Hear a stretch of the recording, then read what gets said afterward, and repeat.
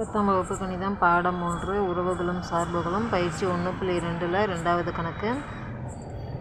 இதில் ஏன்ற கணம் கொடுத்துட்டாங்க. ஆர் என்ற உறவு ஏயின் மீது ஓர் எண்ணின் வர்க்கம் என வரையறுக்கப்பட்டால் ஆரை ஏயின் உட்கணமாக எழுதுக.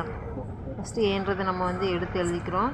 ஏன்றதை எடுத்து எழுதிட்டு ஆறுன்றது ஏயின் மீது ஒரு எண்ணின் வர்க்கம் அப்படின்னு சொல்லி கொடுத்ததுனால ஏன்ற உறுப்பு நம்ம கையில் இருக்குது. ஆறு வர்க்கம் அப்படின்னு சொல்லி கொடுத்ததுனால அதில் இருக்கிற நம்பர் எல்லாம் நம்ம ஸ்கொயர் பண்ணுவோம். இது ஸ்கொயர் பண்ணோம்னா 6 வரைக்கும் நம்மளால் ஸ்கொயர் பண்ண முடியும். 7ன்னு போட்டோம்னா 7 49 வந்துடும். 49ன்றது இந்த கணக்கை மீறி போகிறதுனால நம்ம ஆறு ஸ்கொயரில் நம்ம நிப்பாட்டிடுவோம். அடுத்து ஏ கிராஸ் ஏன்றதை நம்ம கண்டுபிடிக்கணும். ஏ கிராஸ் ஏன்னு ஏவையும் தான் பெருக்க போகிறோம். இங்கே பார்த்தோம்னா 45, இங்கேயும் 45 இருக்குது.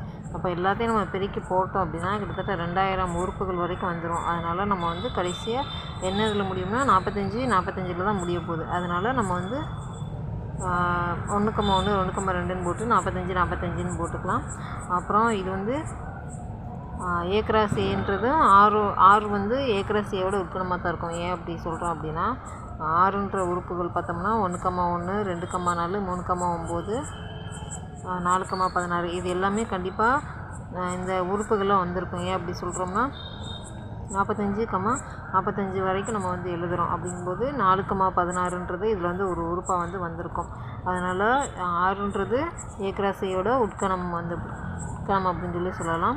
இதே மாதிரி மதிப்பகம் அப்படின்னா மதிப்பகம் உச்சகமும் கணக்கில் கேட்டிருக்காங்களா. அப்போ மதிப்பகம் அப்படின்னா ஆறுன்ற உறுப்புகளை நம்ம போட்டிருக்கோம்ல 1,1 2,4 இதில் முதல் உறுப்புகள் எல்லாமே